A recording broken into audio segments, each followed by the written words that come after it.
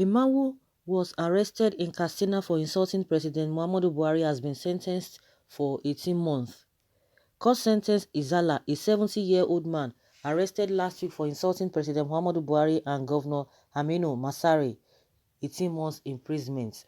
President Muhammadu Buhari and Governor Aminu Masari, although while Lawal was speaking to the journalist, he said he did it out of anger and as a result of what bandits did to his cows.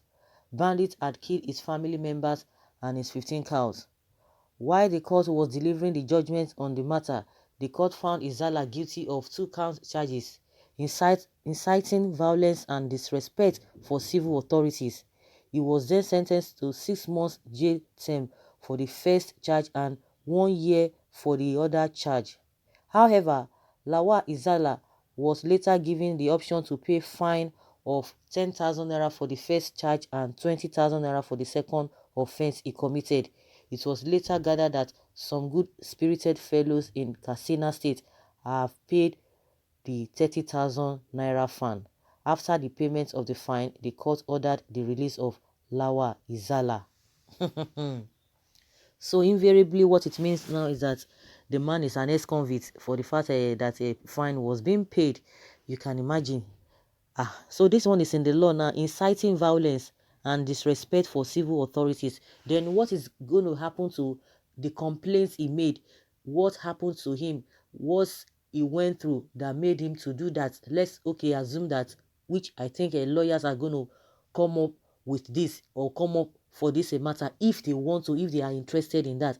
But the issue is that the complaints that the man has made, what has been happening or what has been done to that, or what has been happening to those who have similar experiences, what is going to happen to them? You see, this kind of what is it called, the kind of government that we are in. Can you see that this president is so intolerant, or the APC government? They are still coming out they are going to come out to defend it. All their supporters will come out and defend this kind of a thing. Let's assume that that is what the law says. But what about the complaints of the man? What has been happening to people who have had similar experiences with this man?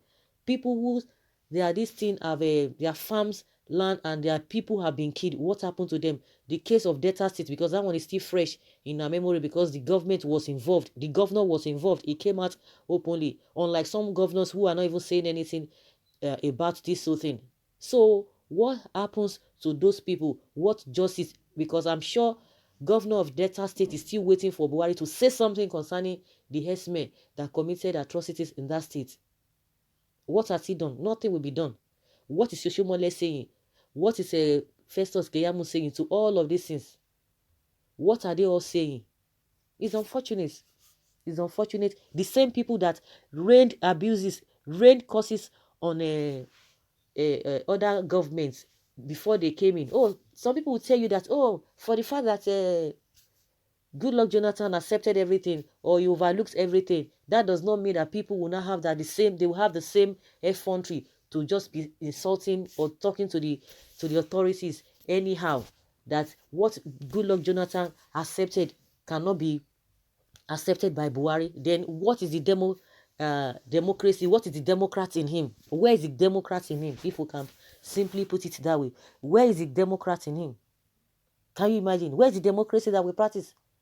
Somebody was saying that, oh, if that is how it works, that means a lot of almost Americans must have been in jail by now. All of them would have been ex-convicts. Even somebody that what is this man's name? Trump, one of his minister of aids that time. I think that was the initial time.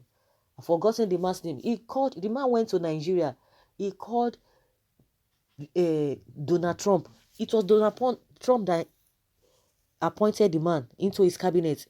I think the man went to what is it called? He went to Nigeria because I heard that the man is maybe one of the senior people in ExxonMobil, but that is not the issue. But he went to Nigeria for an assignment, even the American assignment or whatever that he wanted to do in Nigeria. It was there. The man even called him. I don't know why it was there. He called Donald Trump moron. This is the person that appointed him. Oh, hey, you can't even try this in this dispensation, because these people, our own politicians, even when the president is doing wrong thing, even when the presidency is not doing the right thing, They will not say anything. Not to talk of the person that even put you there. The man called Donald Trump idiot or moron. But at the end of the day, he sacked him. He sacked him. That was the highest he could do. So if it were to be Buhari, oh, there wouldn't be any fine of any kind. He would just go to jail. They would just sentence him to prison without fine, without the option of fine. You can imagine. Now, if really that this police who came out and say, oh, we cannot fold our hands and begin to watch people disrespect the president, but you can fold your hands and watch people take other people's lives. So you want to tell me that this S-men will not be will not be encouraged the more to commit these atrocities? Exactly, that's just the way it is. Let's hear what Nigerians are saying. If Goodluck Jonathan beat Buhari by far in this respect, of course, that is good. Lesson of the year so far: be careful of what you ask for. You ask for Buhari, now you get Buhari, now you see Buhari. Nobody sentenced Boko Haram for killing thousands of people. Instead, they were treated like VIP. Just imagine poor man saying his mind in this wicked regime of the so-called president. He was arrested and sentenced to prison. Jubri, you are a dictator. You are the worst president and you must pay. This means we have complete mad people in governance. What about the S-men that killed the brother? Have they been found? Sick country. The type of these men judged wrongly. Are you the type that joined Boko Haram because Nigeria government wasn't fair to them at all? Injustice to one is injustice to all. God must judge them also. Somebody told you how these people killed his family and his means of livelihood. Yet you sentence him. God will sentence you and judge you also. Was it not Buhari that makes speech that he will make Goodluck Jonathan uncomfortable? Did anybody arrest him? God will judge all of them.